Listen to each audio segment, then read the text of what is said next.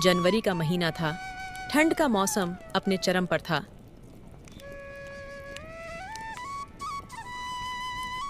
गांव की पगडंडियां धुंध से ढकी हुई थीं। पेड़ों पर सफेदी की परत जैसी ठंड जमी थी। लोग जल्दी जल्दी अपने काम खत्म कर घरों में दुबकने का प्रयास कर रहे थे।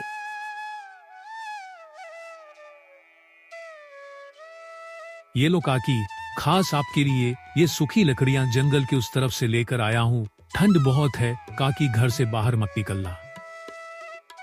खुश रहो बेटा, अब जल्दी से अपने घर को लौट जा। ठंड हवाएं बढ़ती जा रही है, कहीं तुझे ठंड ना लग जाए। गांव में सुबह के वक्त धुंध इतनी गहरी होती कि मानो सफेद चादर हर ओर फैली हो। इसी गांव में हरिलाल नाम का एक किसान रहता था, जो मेहनती होने के साथ साथ अपनी सादगी और ईमानदारी के लिए जाना जाता था। कमला, मैंने जो तुम्हें पैसे दिए थे रखने के लिए उसे ले आओ। खेत जाते हुए धनिया भाई को उनके पैसे लौटाते हुए जाऊंगा। इतनी जल्दी क्या है पैसे लौटाने की? मैं ये कह रही थी, क्यों ना उन पैसों से हम अभी सुनीता के लिए कुछ जेवर ले ले। धनिया भाई ने तो कहा था, जब जी में आए तब पैसे वापस देना, और नहीं बन पड़ा तो भी कोई बात नहीं। पैसे न लौटाएं तो भी उन्हें कोई ऐतराज नहीं होगा। हाँ, उन्होंने कहा तो था, लेकिन पैसे लेते वक्त मैंने उनसे वादा किया था जनवरी की 15 तारीख को उनके पैसे लौटा दूंगा। और देखो, आज 15 तारीख है। जिसने हमें जरूरत के वक्त मदद की हो, ऐसे इंसान के पैसे समय पे लौटना चाहिए। आखिरकार जबान भी कोई चीज होती है। अच्छा इंसान वही है जो अपने किए हुए वादे पूरे करे। हरिलाल के पास खेत का छोटा सा टुकड़ा था, जहां उसने इस बार गेहूं की फसल उगाई थी। फसल अच्छी हुई थी और उसे उम्मीद थी कि इसे बेचकर वह अपनी बेटी सुनीता की शादी के लिए पैसे जुटा सकेगा। उसकी पत्नी कमला दिन रात उसकी मेहनत में हाथ बंटाती। उनकी छोटी सी दुनिया उनकी उम्मीदों से भरी थी।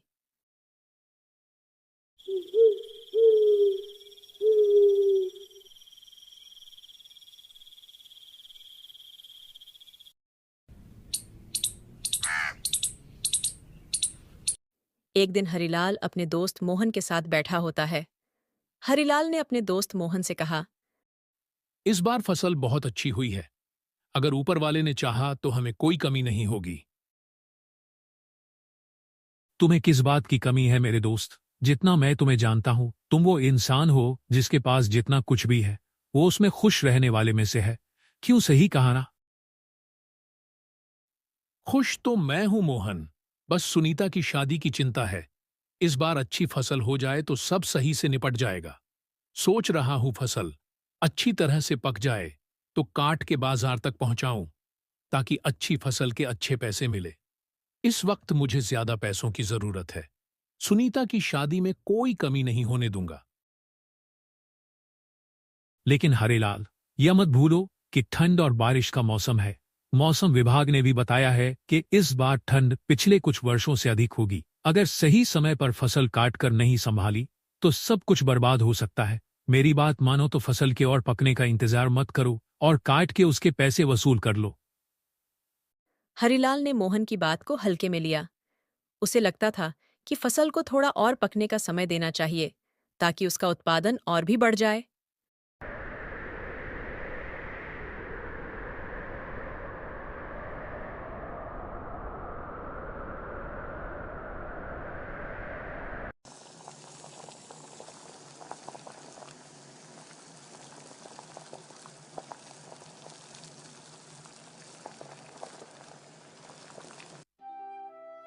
हरिलाल, फसल तो तैयार हो गई है, इसे जल्दी से काट लो। पिछले हफ्ते रामू भाई ने भी अपने फसल काट ली है। उनकी पत्नी मुझे कल मिली थी, उन्होंने ही बताया उपजी हुई फसल से वो लोग अपनी घर की मरम्मत करवाएंगे। अब तुम भी फसल काट लो ताकि हमारे घर में भी कुछ पैसे आए। अगर कुछ और दिन इंतजार कर लिया तो और ज्यादा अनाज मिलेगा। फसल को और पक जाने दो, फिर काट लेंगे। अपने ही खेत की फसल है। मैंने कल बाजार में देखा, किसी की भी फसल हमारे टक्कर की नहीं है। बस प्रार्थना है कि सब ठीक हो। कुछ ही दिनों में फसल काट के बाजार पहुंचा दूंगा। तुम चिंता मत करो।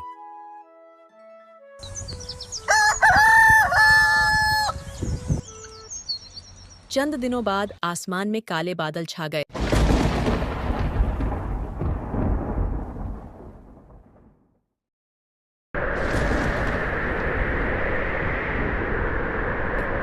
तेज हवा चलने लगी और फिर बारिश शुरू हो गई।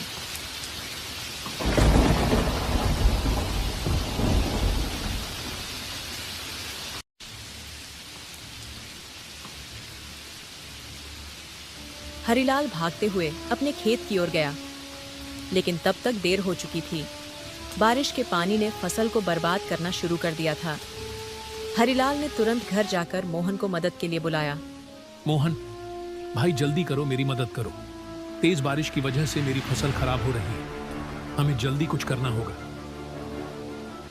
घबराओ मत हरिलाल, चलो तुम्हारे खेत चलते हैं। चिंता मत करो, कुछ गलत नहीं होगा।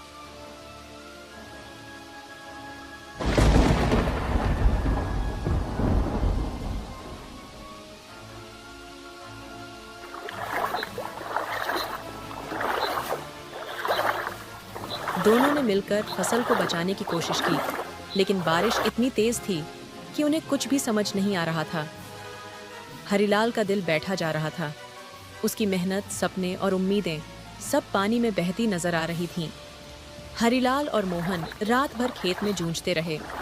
बारिश और ठंड ने उनके शरीर को लगभग सुन्न कर दिया था। गांव वाले अपने घरों से यह सब देख रहे थे, लेकिन कोई भी उनकी मदद के लिए आगे नहीं आया। कमला भी घबराई हुई थी, लेकिन उसने सुनीता और खुद को संभालते हुए प्रार्थना की। हे ऊपर वाले, हमारी मदद कर। ये सब क्या हो गया?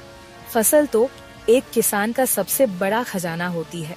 महीनों की मेहनत और दिन भर का संघर्ष होता है। ये कैसा बारिश का कहर है? इतनी तेज बारिश, वो भी इतनी ठंड में। अब क्या होगा हमारी फसल का? हे ऊपर वाले, इसमें हमारी मदद कर।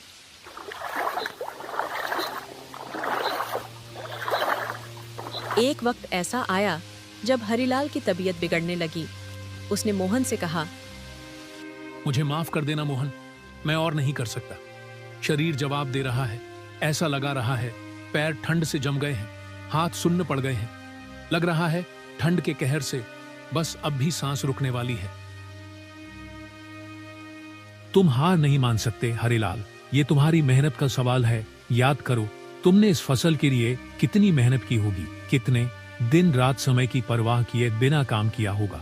इससे तुम्हारी कितनी उम्मीदें जुड़ी है, तुम्हारे परिवार की उम्मीदें, तुम्हारे सपने। हरिलाल, खुद को संभालो।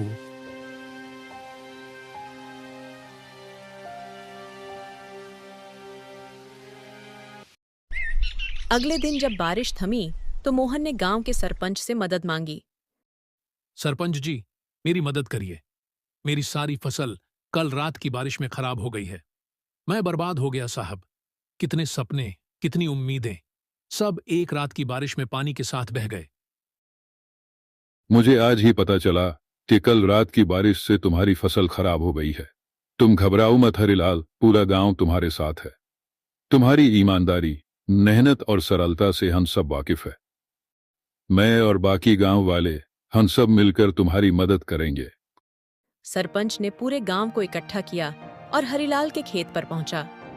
गांव वालों ने मिलकर बचे हुए अनाज को इकट्ठा किया और सुरक्षित जगह पर रखा। यह देखकर हरिलाल की आंखों में आंसू आ गए। गांव वालों, मैं तुम सबको धन्यवाद करना चाहता हूं। तुम सब ने मेरी बहुत मदद की है, वरना इतनी ठंड में रजाई से निकलने को भी जी नहीं चाहता। तुम सबने अपनी चिंता करे बिना मेरी मदद की है। तुम सबका का धन्यवाद। हरिलाल ने गांव वालों का धन्यवाद किया।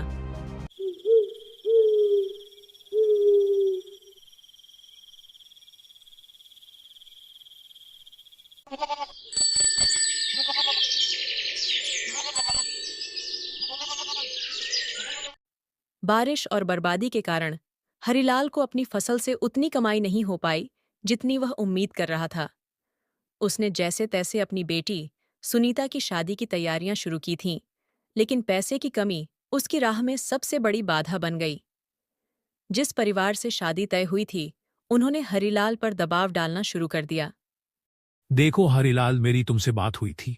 सब पहले से तय था कि तुम हमारी सारी शर्तें मानोगे, और हमने तो कोई इतनी बड़ी मांग भी नहीं रखी। सिर्फ इतना ही मांगा है कि तुम थोड़ा बहुत दहेज का इंतजाम करो और तुम हमारे 200 बारातियों को खाना खिलाओ। तुमसे इतना भी नहीं हो पा रहा है तो हम तुम पे भरोसा कैसे करें कि तुम हमारे रिश्तेदार बनने के लायक भी हो या नहीं। मंगल जी, मैं जानता हूं आपकी मांग बिल्कुल जायज है, लेकिन आप मेरी परिस्थिति को भी समझिए।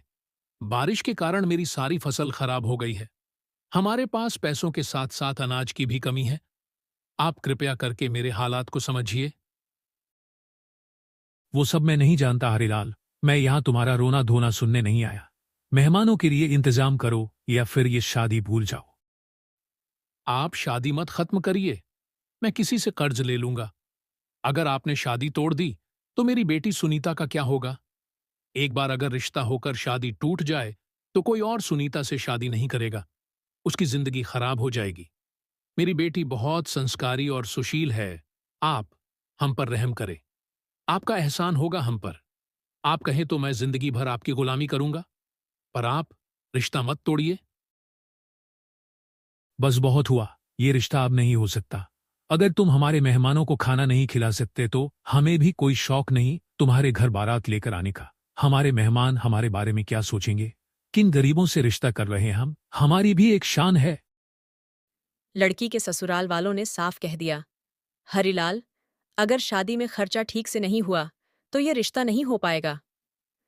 हरिलाल ने अपनी स्थिति समझाने की कोशिश की, लेकिन उनकी बातें कठोर थीं। हम गरीब घर में शादी नहीं कर सकते। ये सुनकर हरिलाल का दिल टूट गया। कमला और सुनीता भी इस अपमान से आहत थीं। सुनीता ने रोते हुए कहा, पिताजी, मेरे कारण आपको इस तरह से इतना झुकना पड़ा। मुझे माफ कर दीजिए। ये सब मेरी वजह से ही हो रहा है। मुझे समझ नहीं आ रहा मैं क्या करूं कि आपको इस तरह से अपमानित ना होना पड़े। ये सब मेरी ही गलती है। बेटी, जो भी हो रहा है इसमें तुम्हारी कोई गलती नहीं है। तुम खुद को दोषी समझना बंद करो। ये बस बुरे वक्त का कसूर है। इंसान की जिंदगी में जब मुसीबत आती है तो चारों तरफ से आती है। तुम फिक्र मत करो, सब ठीक हो जाएगा। तुम्हारा बाप अभी जिंदा है। पिताजी, मुझे ऐसा लग रहा है जैसे मैं आप पर बोझ बन गई हूँ। मेरे वो पिताजी जिन्होंने कभी किसी का 1 रुपया नहीं लिया, जिन्होंने सारी जिंदगी मेहनत ईमानदारी से काम किया, जिन्होंने पूरे गांव में इतनी इज्जत बनाई, वो पिताजी मेरे लिए किसी और के सामने ऐसे अपमानित होते रहे, उनके सामने गिड़गिड़ाते रहे ताकि मेरी शादी हो सके। ऐसा मत कहो सुनीता बेटी। भला कोई बच्चा अपने माता पिता पर बोझ होता है क्या?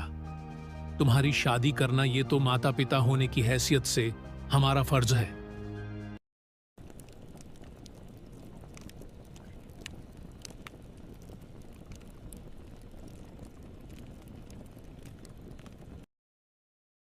हरिलाल, जो कुछ भी तुम्हारे साथ हुआ, हमें वो सब सुनकर बहुत दुख हुआ। पर तुम चिंता मत करो, हम सब गांव वाले कब काम आएंगे। इतने सालों से हम सब एक दूसरे को जानते हैं। अगर हम एक दूसरे के लिए काम नहीं आए तो और कौन आएगा? हाँ, सही कहा धनिया भाई ने। हम सब तुम्हारे साथ है हरिलाल।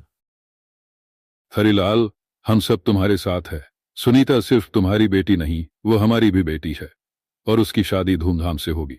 गांव की हर बेटी बहन हमारी अपनी बेटी बहन है।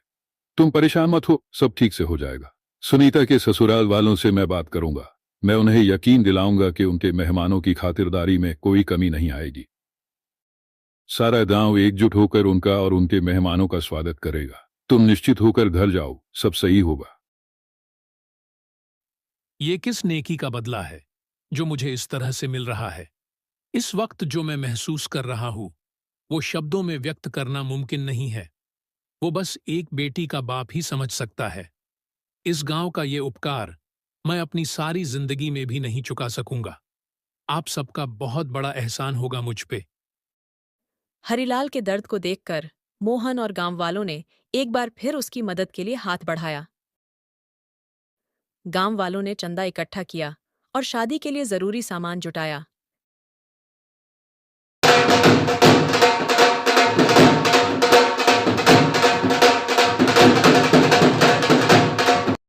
गांव वालों की मदद से शादी संपन्न हुई। हरिलाल ने आंखों में आंसू लिए सबका धन्यवाद किया। मैंने अपनी जिंदगी में एक बड़ी गलती की। मैंने समय और मौसम की ताकत को नजरअंदाज किया और लालच में आ गया। लेकिन आज मैंने यह सीखा कि जब हमारे पास अपनों का साथ हो तो हर मुश्किल आसान हो जाती है। ये हमारे गांव की ताकत है। किस तरह से सारा गांव एकजुट हो गया हमारी सुनीता की शादी करने के लिए। पिछले कुछ दिन हम पर बहुत भारी थे। ठंड के इस कहर ने हमें बहुत सताया। हमने बहुत कुछ खोया, लेकिन एक बात समझ आई, अपनों का प्यार और साथ सबसे बड़ा आशीर्वाद है। हाँ, सही कहा तुमने, एकता में बहुत ताकत है। हरिलाल ने अगले सीजन में मेहनत से फसल उगाई और इस बार समय रहते ही उसे काट लिया। उसने सीखा कि समय की कद्र करना और अपनों का सहारा लेना ही असली संपत्ति है। प्रकृति और समय की अनदेखी करना हमेशा भारी पड़ता है, लेकिन जहाँ एकजुटता और सहयोग हो वहाँ हर मुश्किल आसान हो जाती है।